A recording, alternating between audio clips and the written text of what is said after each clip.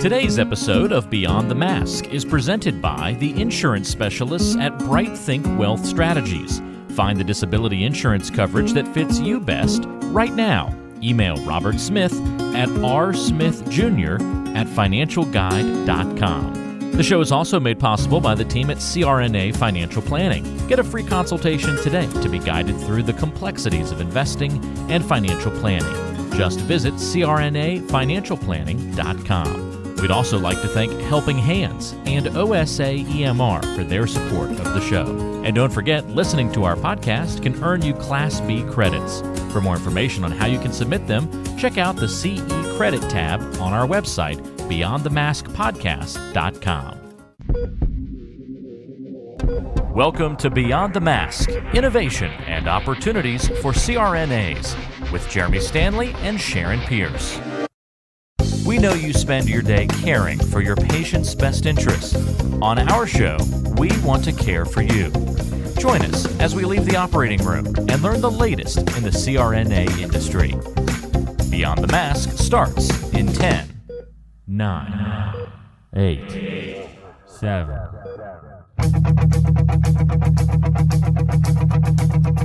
Welcome to Beyond the Mask. I'm Jeremy Stanley, and I've been working with CRNAs for over 23 years, and I'm married to one. And my co-host is Sharon Pierce. Sharon's a practicing CRNA for over 20 years, a past president of the AANA, the NCANA, and she's held many other leadership roles. As usual, our goal with every episode is to educate and enlighten CRNAs, and I think our topic today is definitely going to do that. And Sharon, what time is it? It's time to wake up, Jeremy. I think it is. Well, good evening, Sharon Pierce. How are you today? I'm doing well.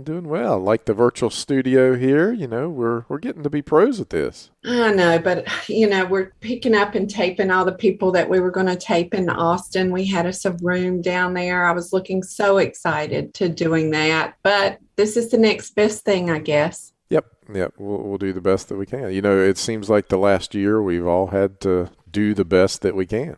Yes, that's exactly right. And that includes us learning how to tape these over Zoom instead of sitting in the studio. But I really miss being in the studio with you, Jeremy. I know, I do too. Well, I'm looking forward to this topic tonight and our guest. And we have with us tonight Mr. Shawn Collins. Welcome, Shawn. Thank you. I'm glad to be here. Yeah, so you're in California now. You used to be here in North Carolina with us for a little while.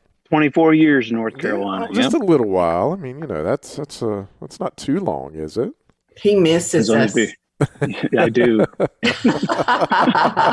We can tell he misses us. But I'm really excited about this topic. He gave this lecture at Austin, so I've listened to it on the on-demand piece of the meeting, and it's really good. So I'm really excited about this tonight, Jeremy. Yeah, so our topic is leading up, how to lead when you're not in charge.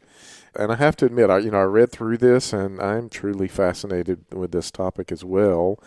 Shawn, for our listeners that don't know you, why don't you just give them a little bit of a brief background about where you've been, where you're at, and what you're doing these days? Well, after graduating anesthesia in 1995 from UT Chattanooga, we moved to North Carolina. We're there in Asheville for 24 years, spent 13 years as the director, started up the WCU anesthesia program and was director for 13 years.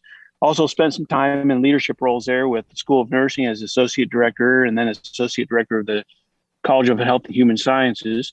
And then, we just felt the calling to do something else. And we moved out to California 2 years ago and been here as the associate dean for graduate programs in the School of Nursing at Loma University.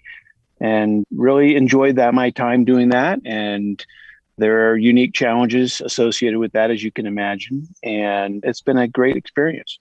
That's great. And, we talked a little bit beforehand. You're enjoying the California weather out there and probably making us all jealous right now. What's the temperature out there? Well, my house, it's about 84, but down at my office, it's about 100 degrees.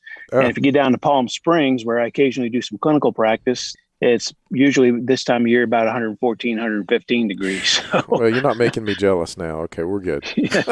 Well, you come out there in the winter though, when it's in the season, you can go out and play golf. It's not so bad. Yeah. Well, Shawn, tell us a little bit, about this topic and why you think this is so important for CRNAs.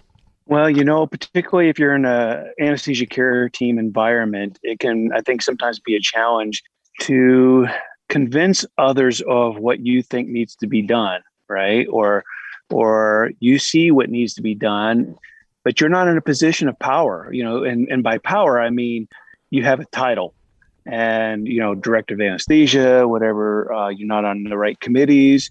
So it's hard to get people to see your vision of what you think needs to be done, even though you may not have legitimate power.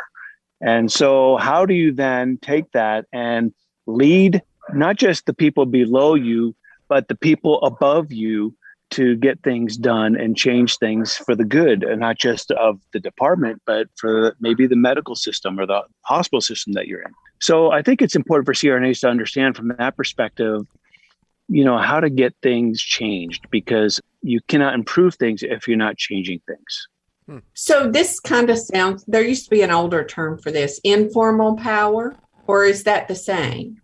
Well, as we went over in the presentation for the AANA meeting, there are different types of power. And I guess you could say it's informal power, but that's really not one of the types of power. You're really talking about referent power, which is being likable, right? And then the other one is expert power, where you demonstrate you are the expert in a certain thing. Mm-hmm. And so people respect you for that. And those are really the two types of power that we can have without having an official title or being in a position of power. Okay. All right. So you just talked about a couple of types of power. Are there any more types than the two that you just alluded to? And what should we know about those? Well, the others are information power, which are data, right? And everybody knows that data is key in a lot of situations. So the problem is again, talking about power, with CRNA in our position, sometimes we don't have access to the data. We don't have, for example, the financial data that we may need to make an informed decision, or, that sort of thing. There's obviously coercive power, which is not a good type of power because it's really telling people to do it or else, right? What are the consequences if you don't do this? And that would be coercive power. And there's legitimate power. You said coercive, not corrosive, right? Yeah, exactly. That might be the same thing. Yep. And then there's not positional power, legitimate power. Uh-huh. Well, that usually is positional power, though. So I think that's probably right. Yeah. And then there's reward power. Reward power involves giving benefits to people for doing something, right? And that could be a bonus for meeting a certain metric and that sort of thing. And a lot of times we're not in a position as a CRNA to give rewards, right? Because we're not, maybe if you're the chief CRNA, you could work on that, but not as just a staff CRNA. And those are all the powers. So it's basically going from coercive power, reward power, legitimate power, and then expert and referent powers, which are the two that we really can influence regardless of any position that we may or may not have. And then informational power, which if we have access to the information, obviously, it's like thinking about if you're talking about negotiating, and I learned this from Harvard Business School, where you talk about knowing your BATNA, which is BATNA, which is best alternative to negotiating an agreement. If you know what your BATNA is, you should know what your BATNA is. So if you can't get this, what is your best alternative? But it's even better if you know the other person's BATNA. What is their best alternative to negotiating agreement? If you know what theirs is, then you have some leverage, right? And so that's information. And sometimes we do have information, sometimes we don't have access to that information. But the two we always have, and we can control, our expert power and referent power. So, Shawn, what is leading up? Can we talk about that for a minute? Sure. So leading up is, obviously leadership is influence, right? And you want to influence other people around you. And leading up is taking that influence and influencing those who are above you in the hierarchy to make positive changes for the good of your organization. So it's leading those above you, influencing those above you to make changes for the good of the organization. And it's about getting others to follow you out of respect and commitment rather than fear and compliance, right? So again, thinking about the types of power, you don't want to do it out of coercion, right? So it's out of respect and commitment rather than fear and compliance. That sounds a little bit like advocacy. I mean, you're influencing somebody who, quote unquote, is above you, who has power when you're talking to legislators. So would you see it something like that too, Shawn? Yeah. I mean, there's the old saying where you're your own best advocate, and I'm really referring more to a system change. Mm-hmm. But advocacy is certainly a part of it. And I think from a student perspective, we try to influence. I tell my students, you have got to get involved with committees, because another old saying, if you're not at the table, you're on the menu. Mm-hmm. And you have got to get in those boardrooms. And, I was surprised actually, because I had a interesting interaction with a chief nursing officer who wanted to bring AAs into one of my clinical sites, and speaking with a mentor of mine at East Carolina University, Maura McAuliffe, she gave me some good advice that I took and said, okay, we're going to pull our students because you bringing in AA students creates competition for my students. And they ask in their interviews, is there competition with other learners? I now have to tell them yes, and I'm not going to have that. So we're pulling our students. The next day I had the chief nursing officer in my office and said, please, please, please don't pull your students. And so he said, we'll pull the AA students. They were only here for 2 months. We won't have them anymore after that. And a year later, he gave my name to the CEO to be on the hospital board, which really surprised me. I guess he gained something good out of that experience, even though I stood up for our students. But getting onto that hospital board was amazing to see what occurs on those boards with all these physicians on there. And, they're there to protect themselves. They're not there to protect us. So the students need to get on there and advocate for their profession and for their jobs. Today's show is brought to you by the folks at CRNA Financial Planning, an independent consulting firm that offers financial planning services exclusively to CRNAs and their families. From planning for a child's future college expenses to building a predictable income stream in retirement, the firm is committed to offering you comprehensive financial services, customized to fit your unique needs and objectives. If you have questions about your financial future, get them answered. Call the team at 855-304-3748. That's 855-304-3748. Or go online to crnafinancialplanning.com. So what else was a learning piece to being on the hospital board besides what you just talked about all the physicians being on there? Anything else that you took away from that experience? Because I bet there are very few CRNAs who can say that they've had that opportunity, Shawn. Yeah, my biggest pet peeve is the brotherhood protecting the brotherhood. And, one experience on there was where the chief of staff brought a physician forward because they had done something they probably shouldn't have done. And then this physician went down the road of, oh, well, that's just the way he was trained 20 years ago. And of course, there are quite a few physicians on the board. And I raised my hand and I said, I don't care how he was trained 20 years ago. Today, we use evidence-based practice. And this is not a bad thing that this outside organization did an audit and found this case, and because there's a system problem that we need to fix. And afterwards, there was a vote and everyone voted in favor of discipline at that point. And the CEO came up to me afterwards and said, I don't know what just happened, because he thought for sure they were all going to go down the normal road of protecting themselves. And they didn't. And I said, it's because they don't want to be shown up by a nurse. Oh, and that's good. Yeah. Yeah.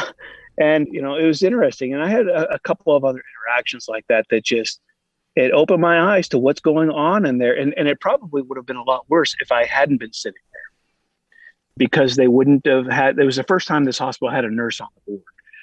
And it was, I think, eye-opening for some of the physicians. Well, I think you said it right there. The first time they had a nurse on their board, I think that's really key. So going back to leading up, are there certain important things that you can do in order to lead up? Yeah. So the first thing is you want to be able to lead yourself. Now, some of this comes back to my background in emotional intelligence, but you want to be in control of yourself, be in control of your emotions. Don't get riled up. Sometimes that's what the surgeon wants. The reason I got involved with emotional intelligence was doing a AAA repair with a cardiac surgeon. and, you know, had done all the usual things, loaded up the patient before unclamping and shutting off the NiPride, turning the Neo back on, you know, for when the blood pressure drops. Mm-hmm. Well, the blood pressure dropped as soon as he unclamped. In about 15 seconds, he looked up and saw that blood pressure drop, but I had already treated the blood pressure.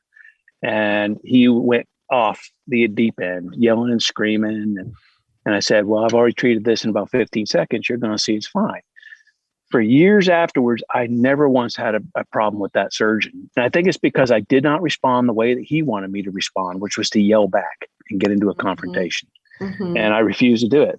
So you want to lead yourself and be in control of yourself and think about, you want to think critically, stay motivated. And there are different ways that you can stay motivated. And some of those may be very individualistic. You want to be focused, you stay focused, don't get distracted from what you're trying to do. So you want to establish an agenda and prioritize things. You want to remember, number one, that your greatest resource is your people. I think some hospitals, sometimes they just see the numbers and they don't think about the people.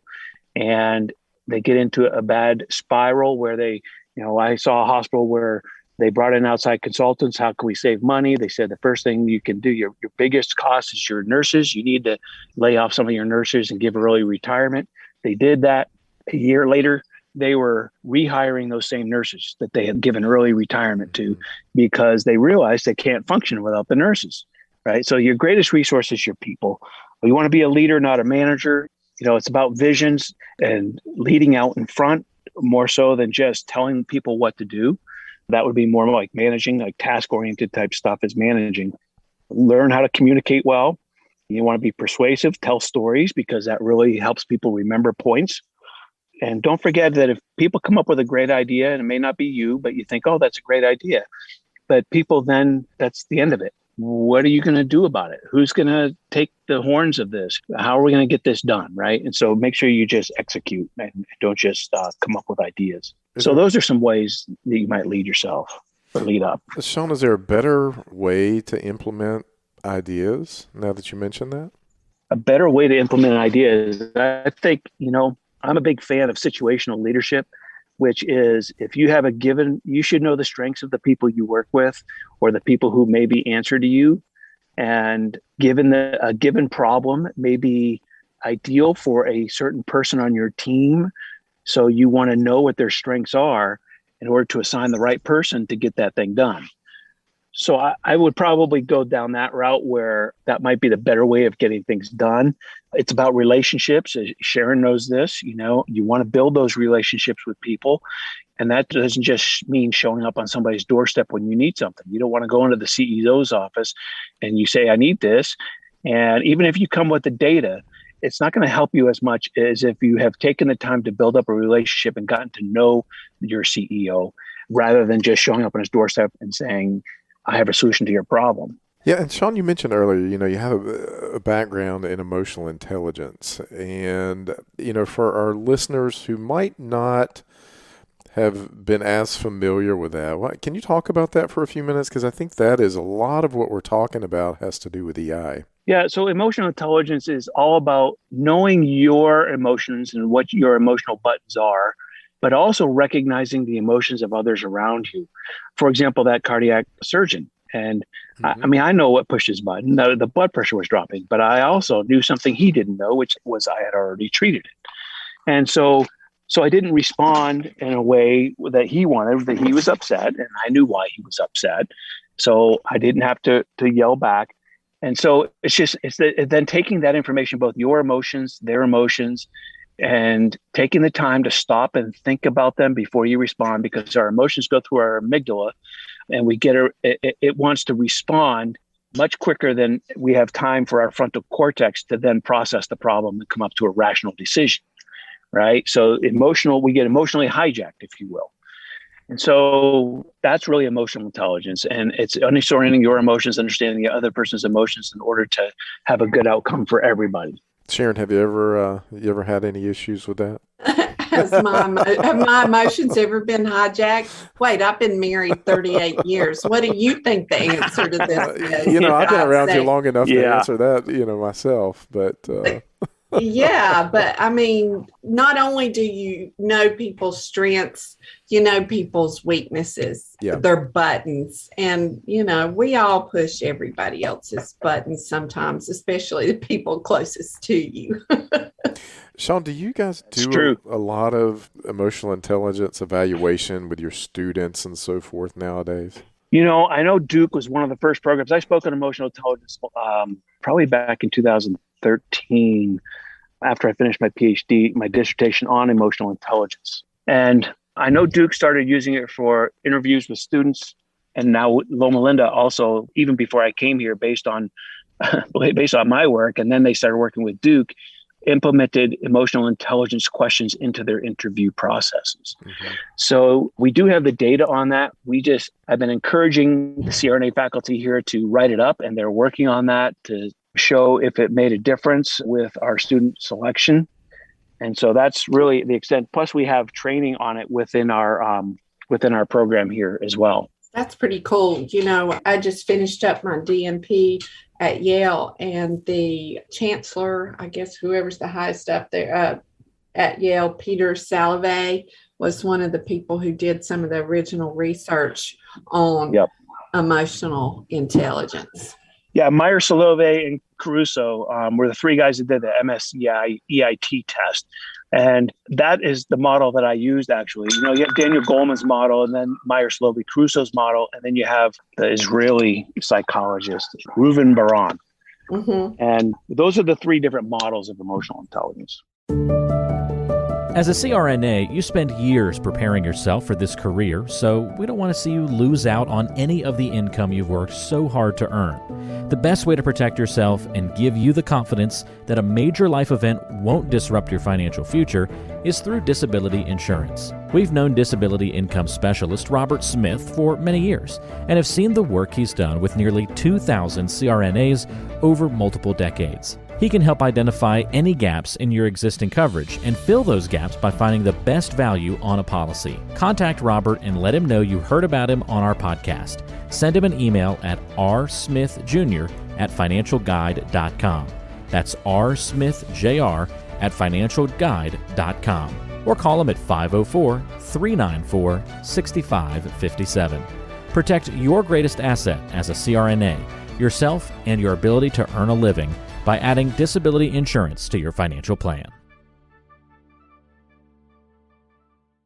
How do you master leadership? Do you think leaders are born? You think you can learn how to be a leader? Speak to that just a little bit, Shawn. Yeah, I do not believe you're born with it. I think that it can most certainly be learned without a doubt. You know, it takes time, but, you know, you should be learning something new every day. And that certainly goes for leadership. You should never stop learning. If you really want to be a good leader, it's a continuous process. It's a lifelong process. It's not something that's going to happen overnight. It takes practice. It takes study. But I think that maybe some people already have some qualities that set them apart and maybe put them ahead of the game, but that doesn't mean that other people can't catch up on that game. Yeah, and I think as I know CRNAs the way I know CRNAs and the type A personalities, and, if you're not careful with a type A personality and you can't control those emotions, you can be viewed in a different light. You can come across in a different way. And, I think all this stuff is extremely important for our CRNAs to hear, not only because you're in an operating room with probably other type A personalities, be it surgeons and anesthesiologists, and how you interact and do things with that group of folks can definitely play on the outcome for the patient as well. Right. And, this was, I think, in Arizona. There was a nurse, a CRNA, who was testifying before a subcommittee, and the head of the State Anesthesiology Society was there. And, she just let him shoot himself in the foot because she presented the facts. She was very calm, very collected, did a great job. And he got so upset because she was pointing out where he was wrong, but it was making him upset. And so obviously that demonstrates to people around you that you're getting to somebody, right? And maybe what they're saying isn't quite truthful. Yeah. No, and I think this is, again, all good stuff. So as we kind of bring this together, Shawn, is there anything you kind of want to conclude on or wrap up here for our audience? Well, again, my emphasis is making sure that everybody understands that leadership takes a lifetime. And, if you wanted to start somewhere, I would probably start by looking at the different leadership theories and see which one speaks to you. You can be servant leadership, situational leadership. They also talk about transformational leadership. There's transactional leadership, which I probably wouldn't recommend to anybody. But, I would be careful with transformational leadership. I think people, they hear transform, right? And they think, oh, I want to transform things. And that's great. But I would caution people that one of the things for transformational leadership, that's sort of a quality that you need, is charisma. So a lot of charismatic people are transformational leaders, but the problem is Hitler was a transformational leader. You don't want to follow somebody just because they're charismatic and they can take you right over the cliff. Right. So, but it's a lifetime learning opportunity, and emotional intelligence is great. It does tie in a little bit with this when you think about leading up, because a lot of it is communication and persuasive communication. And make sure you're executing. Don't forget to take great ideas and come up with a plan and an agenda for getting it done. It's like looking at the Kellogg Foundation puts out this thing called the logic model. And it's basically looking at where the end point is. What do you want to be? Where do you want to be? What is your end goal? And then working your way back to figure out how you're going to get there. So set that plan out, so you're not just letting the tides take you where they will, and just stay focused on it. Yeah. That's great stuff. And, I think that's stuff every one of our listeners needs to hear. So, Shawn, thank you so much for this. And now we're going to move to Sharon's favorite part of all the podcasts. This was her idea. Then we have something called the lightning round, Shawn. So we're just going to ask you a few questions, and you just answer whatever comes to the top of your head. Okay. All right. So I get the first question. What's your superpower? Superpower. I would probably say listening. Listening. Very good. Good one. Yeah. All right, Shawn, what are you grateful for right now? Grateful for right now, my family. Very good. So if you had 1 year left to live, what would you do? I would move to Lauterbrunnen in Switzerland. Move to Switzerland? Oh, it's my favorite place in the whole world. It's just peaceful and beautiful, surrounded by these Alps. It's just gorgeous. And they eat cheese every day. How can you go wrong? Oh, well, there you have it. Do they drink One of wine my too, favorites. or is that okay there? Yeah, I don't drink, but you're welcome to. Okay. All right, good. So Sharon and I could go there and we'd be fine, Sharon. Yeah, we'll be fine. All right, Shawn, if you won the lottery, what would you do? I would improve anesthesia in developing countries. Oh, good one. That's very good. Donate to Helping Hands. That's what Jackie Rolls' foundation is all about. Well, helping get people to get their education. Well, I chair the steering committee for health volunteers overseas, nursing anesthesia division. So that's where I get in, and Adventist Health International. Very nice. Well, thank you for doing that. Yeah, it's my pleasure. I love it. Well, Shawn, we want to just thank you for being on the show tonight. Thank you for all this information and for all you've done for the nurse anesthesia community. I mean, you've been around for a while. You've done a lot of different things, and you've fostered and ushered in a lot of great students, and we want to thank you for that as well. Yeah, it's been a great career to me, and I'm happy to mentor those who are up and coming, and I look at that as my legacy. That's good. Well, Sharon, I think it's a wrap. I think so. We want to thank our listeners for listening to Beyond the Mask with Jeremy Stanley and Sharon Pierce. If you like our show and want to see it grow, Sharon, what are some ways they can help us grow the show? They can like us, leave us a review, but only if it is positive. Yes, enough that negativity helps us. In the world, right? I know. Isn't that the truth? And tell all of your friends about us. And, we just won the AANA PR award this year. We did. Super excited about that. Yes, we are. Going to hang that plaque on the wall. That's kind of old hat for you, but what is this, your third time winning it or something? Third or fourth, somewhere along. For me, I'm excited, Well, we'll hang the plaque on the wall in the studio, so it'll be cool. That's right. Well, we're in the top 50 medical podcasts consistently in the U.S., and our goal is to be in the top 10. So help us do it. Until next time. It's a wrap.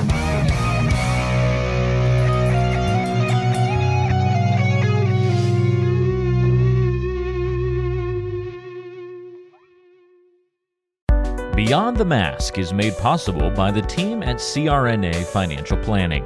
With almost 2 decades of experience, the firm guides CRNAs through the complexities of investing and financial planning. Schedule a free consultation today by calling 855-304-3748 or go online to crnafinancialplanning.com.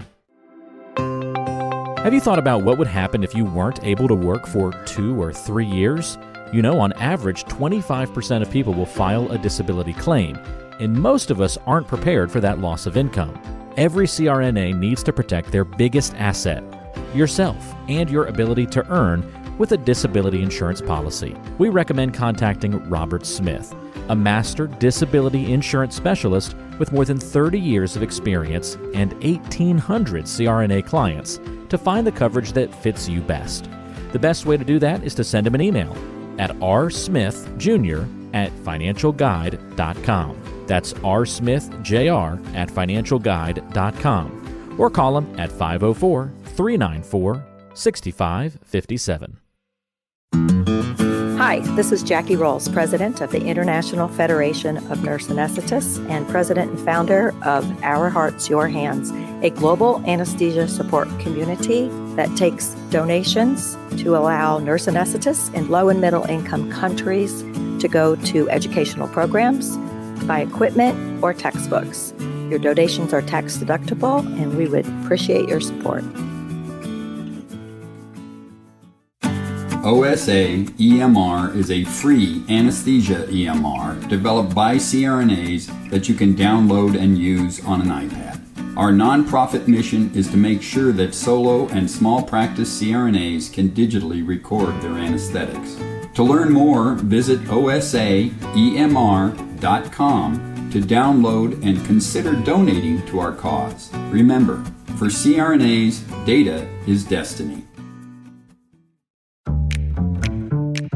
Be sure to subscribe to the show on Apple Podcasts, Google Podcasts, Spotify, Stitcher, and anywhere you like to listen to shows. Also be sure to check out BeyondTheMaskPodcast.com. Each episode is posted there with a corresponding blog post, and we timestamp important parts of the episode to help you quickly get to the content you're looking for. Also check out the special series section on the site. You can follow along and catch up on the CRNA History Series, episodes specifically about political conversations in the industry. Or try the CRNA Personal Finance Series. It's all on BeyondTheMaskPodcast.com. And if you have a question for the show or want to be a guest or even suggest a particular topic, fill out the contact form on the site or send an email directly to us at info@BeyondTheMaskPodcast.com. And lastly, let's take the conversation social. Check out our Beyond the Mask podcast Facebook page and Facebook group.